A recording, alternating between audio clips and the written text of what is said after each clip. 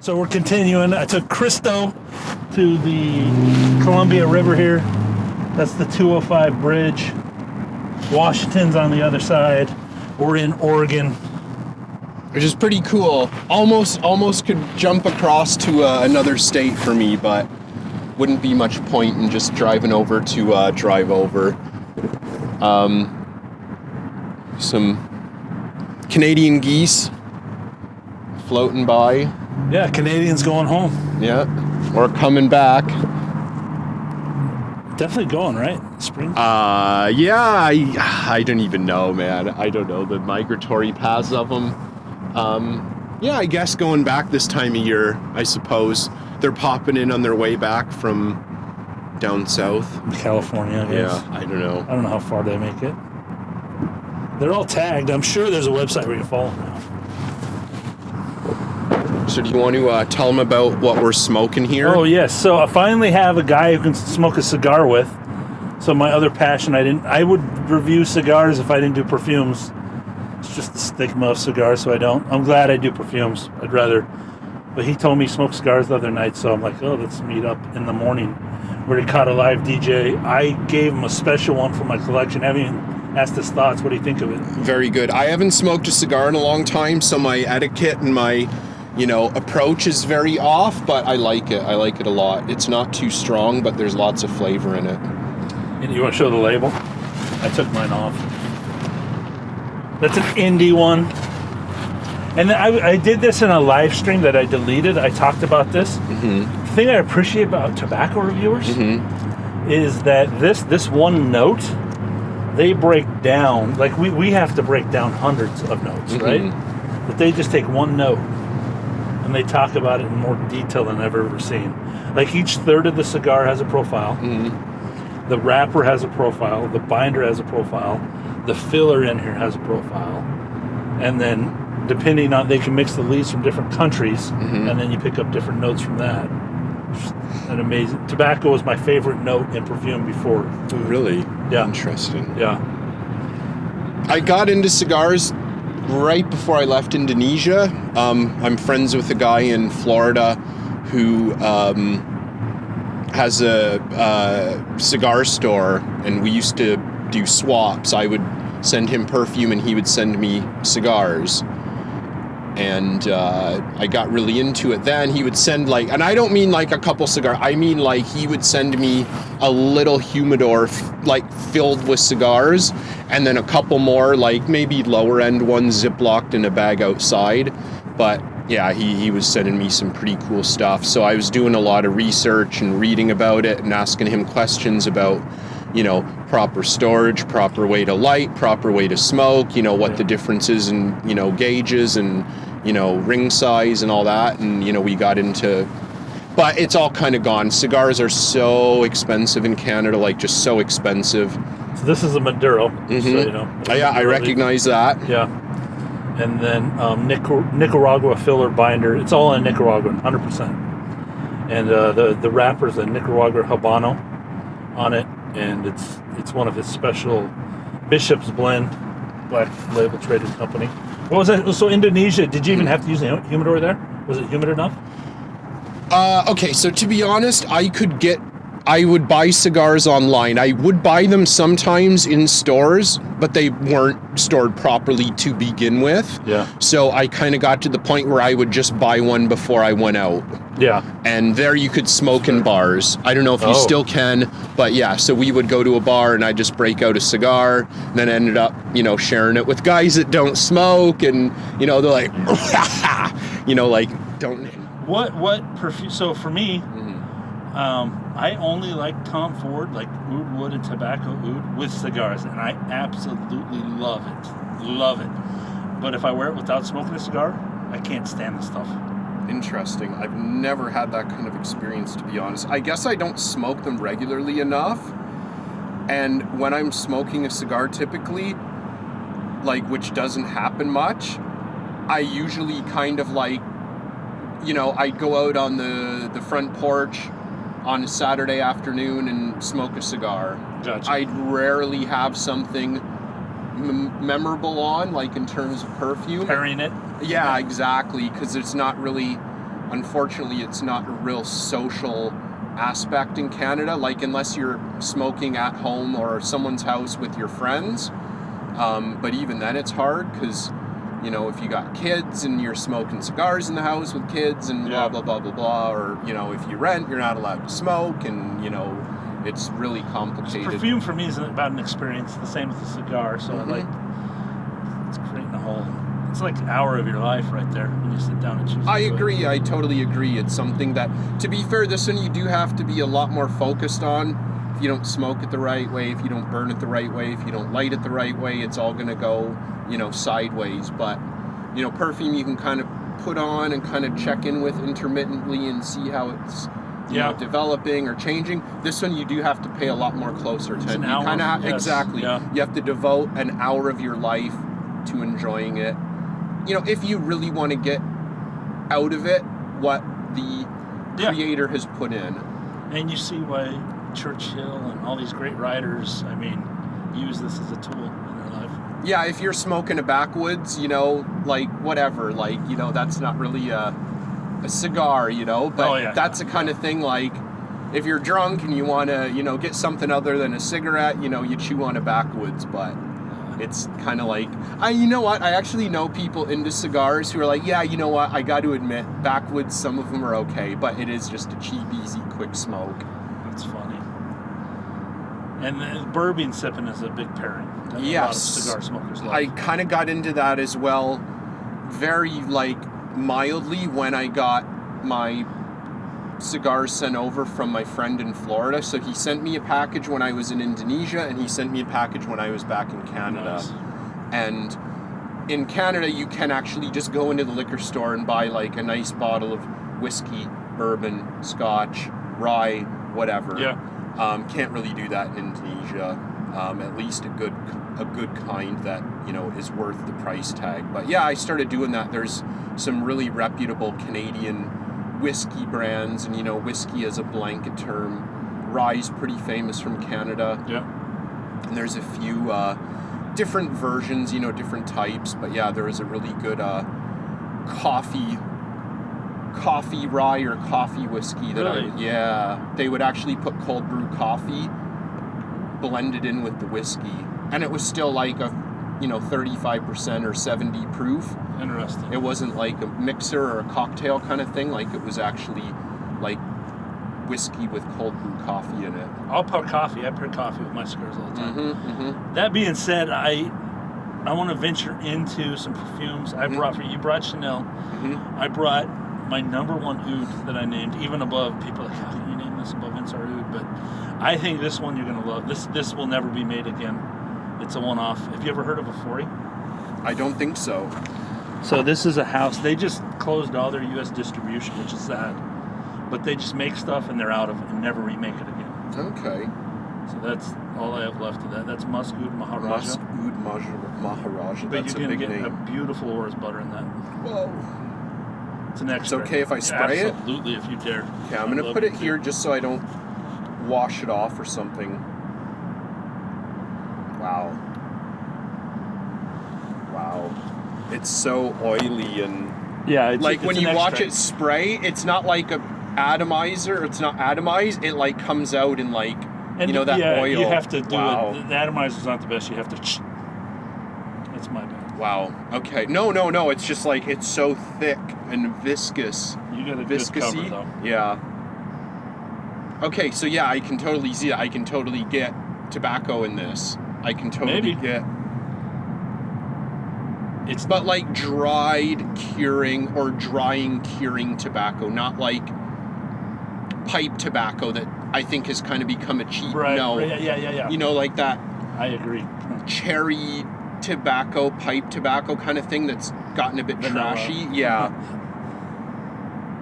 The oud is up front. Sandalwood in this? I don't know if they use the sandal in this or not. They use like 3 kinds of oud from around the world. Wow. I get like a little bit of a fruity aspect, like almost like berries. That's from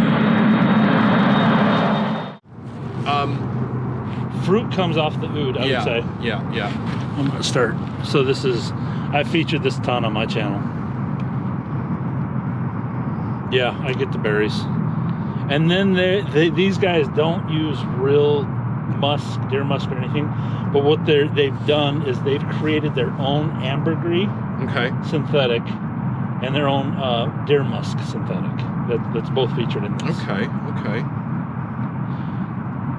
And then the rest is, yeah. I like that. I like that a lot. Very nice. Very, as you would expect with a name like Maharaja. Exactly. It's noble and elegant, and we'll come back to it. This is, you can choose the other arm, which one you put on. That's a cult hit from Slumber House. Yeah. But this is my favorite leather. Okay. So I mean, like the key is to smell this. Oh, okay. And smell the perfume. How real. Okay. This is. Okay. I like that. That's an interesting touch. So I did see this the other day. I didn't really try that was Tiger Lust. It was different. This is EO1. Oh, so you saved one. Yeah, this is Tiger Lust, to be fair. Wow.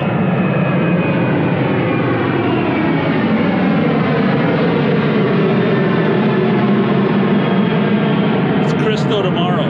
It's his plane tomorrow. Yeah, we're literally like right across the street from the airport. Wow. Okay. I get citrus in that. I noticed right away.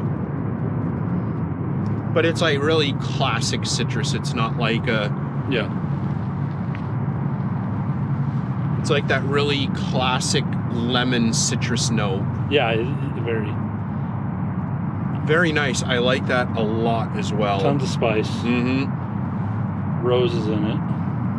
Yeah, and again, it's rose, but it's like a really classic rose. It's not really as much, I find, like, like a really jammy red rose kind of thing. This smells like something that would have been made in, like, the 50s. That, like, a guy would sit in a tuxedo smoking a cigar in a lounge, Authentic leather note to me. Yeah. I mean, the leather note, saddleback leather is what most people call and it. it's like a rugged leather. It's very different from like Cuir de Rossi, which is more, like a polished, leather sofa kind of thing, rather than like saddlebags or like like a beaten leather satchel kind of thing. And then I think it's Eastern Company, and he's one of the few that you see the popularity of these guys, the Reges and Insar.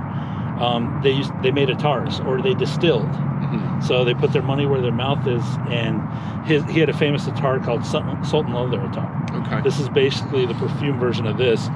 He has a per parfum edition of this. It's $800. Whoa. And he you know what he did for the filler, for the alcohol filler? 100% ambergris tincture. And that's not this. But what's the price tag on this one? This was $390. So I think he's put it on sale once. But this is in regular production though? Yeah. Once he runs out of stock, he might be out of stock 3-4 months. And then it comes back in. Okay. He doesn't put batch versions on it. I wish he'd do that. Just because oud, once you redistill oud, you're going to get different profiles. Yeah. And that's a big thing as a natural lover. Yeah. That just put a new version on it, and we're all good with it, and then we can compare. Yeah. And whatnot. This is one that, so he's in Portland. I had to show him this, try to get this before the video goes up. This is Sova, Josh Lobb. So I've been lucky to get all his stuff here. This one, I wasn't on Instagram like maybe once all of December. I get on the end of the month to see him post, and it's already deleted. And he's like, this perfume's near and dear to my heart, goes on sale in an hour. It's sold out in 6 hours. And I knew if he said that, he meant it. Yeah. So I'm like, okay, I'll just blind buy it. So check this one out. So this one you didn't have the other day either, did? Oh, no, 6s and 7s or something, right? This is almost my favorite from the house now. It's almost taken over as my favorite from the house. See if you can pick up the beautiful note he put in there. Very thick and all rich extracts. as well. Yeah. Well, the EO1 was the EDP. Oh, wow. Okay. Yeah. So he calls this one like near and dear to his heart, is the words Josh used on this one. I get fruity as well out of this. Yep.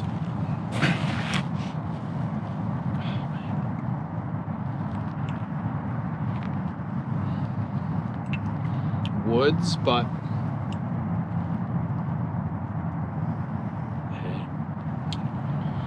throw me a bone. What would it be? Hey, I thought you were like, hey, hurry up. No, hay's the prominent, no. Okay, I guess a dry, kind of dry golden, you know, weedy note, like dry weeds, which is what hay is. I believe this has a hops note in it too. Hops? I believe. I don't want to misspeak. I didn't do any research for this at all, so it's been a while since I did the unboxing. I get a lot of woodiness out of it, but that could be hay. Dry woods, of course. And then if you smell the slumber house, you know what this is. Yeah. Just that punch that... Sticky, mildly sweet, smoky, even maybe a little bit of smoke in there. Yeah. It's a good breakdown. I mean, look at the color he puts in there. Yeah. Sova. I'm definitely familiar with the name. I've tried some slumber houses in my time, but I don't remember for the life of me what they were, what they smelled like. They're so hard to find. Like, I guess, like you said, they sell out so quickly. Yeah, especially Canada, especially Indonesia. I've had people send me little samples now and again, but I just don't remember at all what I was getting. I think he uses the tobacco in this. I could see that. I can see that, you know, maybe like along the hay side, maybe, you know, hay and that, you know, kind of fruitiness to it, you know, which you'd get more of a traditional tobacco rather than like a cigar tobacco, which I think of as like, you know, cured and smoky.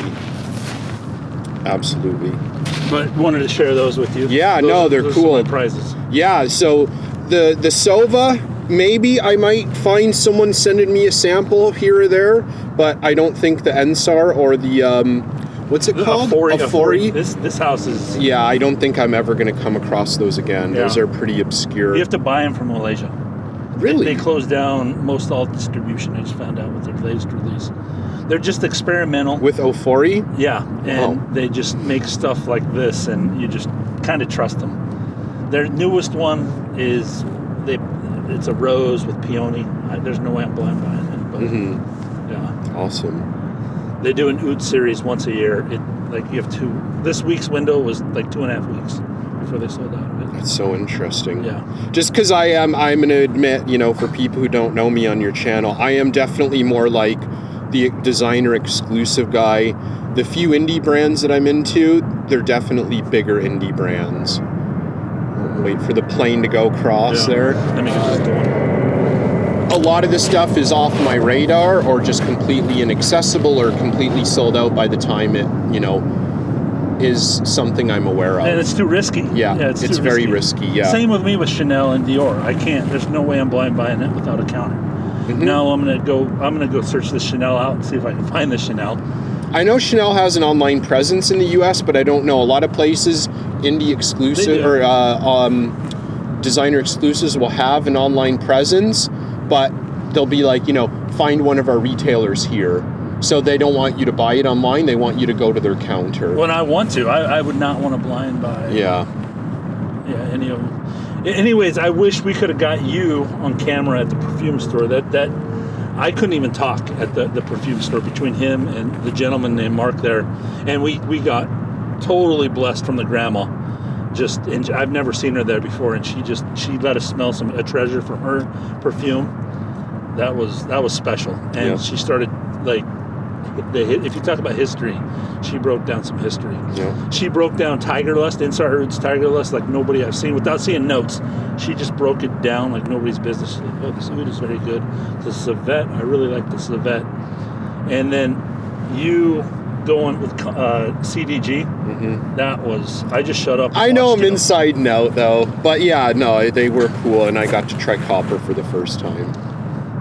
Yeah, that was good. All right, everyone.